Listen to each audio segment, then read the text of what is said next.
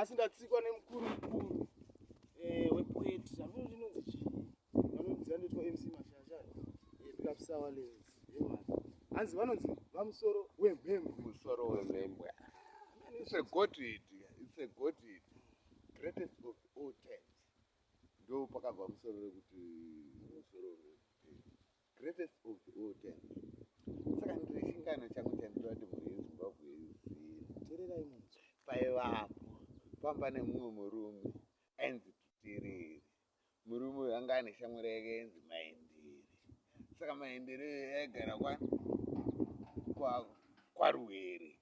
Kuona manje. Sana Maendere maenana Tuterere manje vanga vane hukama nehukama. Remember kuti ranga riri gore renzara. Waisheka sauti yaishaika chichizi apangwa sina. Saka vabva vashanya manje in terms of kuda munoona uchida kuenda unoita sei? Aida kunodya manje. Wasvika ikweyo manje. Ndobabikirwa nederere manje. Musa ana gwekwerere nana Tuterere. Nana gwekwerere. Wazobikirwa nederere. Vanga vashanya igore renzara ka. Apo manje anga akangwara manje gozi sauti yainetsa manje. Saka iye Tuterere anga ane ndebvu dzake dzakadai. Saka abva aisa sauti imomo kuitira kuti asakumbirwa. Saka manje vasvika kwe vabikirwa nederere manje.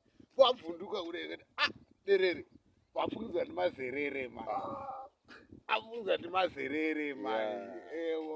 Apa derere ka. Dererere manje haasi kuziva kuti iderere. Chekudya chese tanga waraira. Chekudya chese tanga waraira. Apa abikirwa nederere. Saka Tuterere gwekwerere. Azobikirwa derere. Abikirwa nederere. Apa apfungidza nemazerere. Vanonzi vamusoro wemhembwe. Apa ari kwaRuwere ka. Apa kunonzi kwaRuwere kwanga. Avakabata supa akachita sei? Sachi vatsinzina tinamati. Vatsinzina vanamati. Mwari tinokutendei nechikafu chamatipa ichi. Chikafu ichi zviwedzerwe pazvapangurwa. Zvisaite sezviri kuitwa kuDRC. Vanhu vari kupera nenzara. Vanhu vari kupera kuti su. Apa ari kuzinzira sauti chi?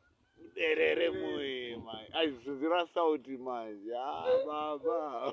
Ya, asakabata supa chichiteera. Cheka. Ai,